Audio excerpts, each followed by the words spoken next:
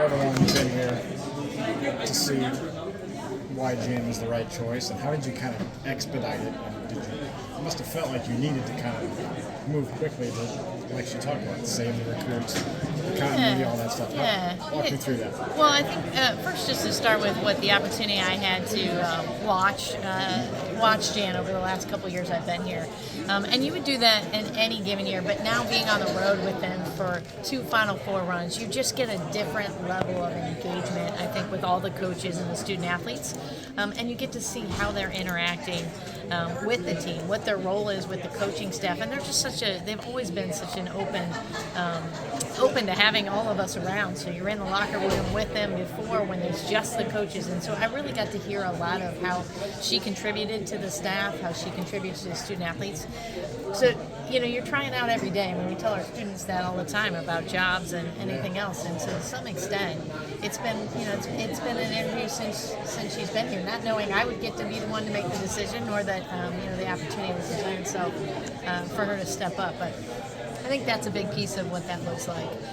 In terms of the quickness and the timing in today's day and age, it wouldn't be sincere to say that isn't something you're factoring in, right? Not in the making the right decision, but you're certainly aware of how you're going to talk about it, when it's going to be released, all of those components because of the transfer portal. The other thing is we were in a dead period.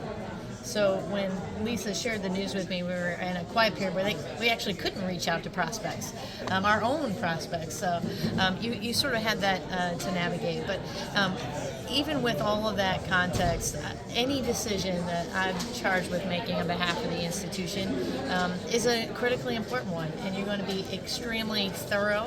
And thorough can mean a month, and thorough can mean, a couple days. But certainly going through a process and ensuring that I've thought and my team has thought through exactly what is best for our institution and our program in the short term and the long term.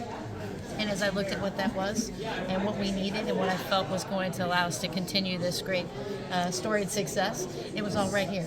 And that's what I mean. When you get to the end of that process, and it was sitting here the whole time, it just feels really good. I'm sure as an AD that with any coach, you're thinking, what happens if this coach leaves? Over the last year, if you thought about it all, what happens when Lisa leaves? Were you pretty confident this is what you were going to do? I don't know that I would ever operate in ensuring that you know exactly what decision you're going to make. I think it's a moment in time, and you're evaluating ahead. But I don't think you want to predetermine how something's going to play out. And so, are you thinking about what's going to come next for all your head coaches, regardless of whether they're close to retirement or not? That's absolutely part of the job. And there's no doubt that Jan was at the top of the list in terms of what you would have been considering. But that, the real contemplation came after Lisa shared with me that she was going to retire. How surprised were you when she said that? Again, it's our job to prepare and plan. She had gone on vacation, as she's shared publicly, and I think we're all aware that sometimes just that space and time to be with your family is a time of reflection. So no indication that was going to happen, but you knew that's when a lot of these things happen, at least in my experience, is people need time away to really process. And what was that like though when she called? Were you like, no, don't tell me, or what was the?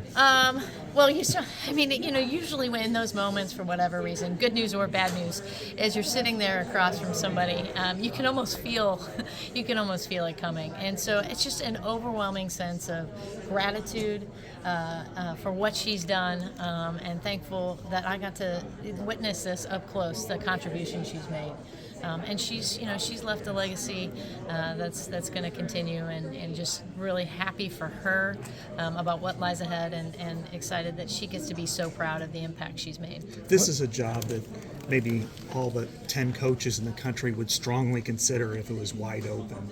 Did you think about posting it and going through the regular process? And I also understand that this is this is a role that can be expedited as opposed to even the job you hold, Sure. which you have to take out. So how long did you take before you decided Jan's the person, I'm not even going to open this up?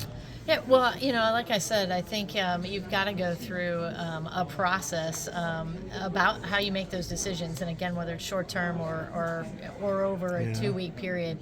So if I told you I slept really well for a couple days, that wouldn't be truthful, because you really do want to play out everything, and again, make sure you see and you witness all of the things that you know to be true, but you're not doing, I think, your due diligence, even if you don't go the interview process, if you're not playing out what other individuals could bring to a program, and all that did as I went through that process for a handful of days there was just solidify that we already had the right person. Can you share kind of the TikTok of Lisa? What day does Lisa walk in? What day? When do you call Jan? Can you kind of share dates, times, kind of thing? I'm sure she can talk just a little bit about how she processed that, but it was again, as Jan sort of mentioned, less than a week that we that we really had to process that. And while I reached out to Jan quickly, that was because that's what you would do. So there wasn't. We certainly took a couple days, and it takes a couple days to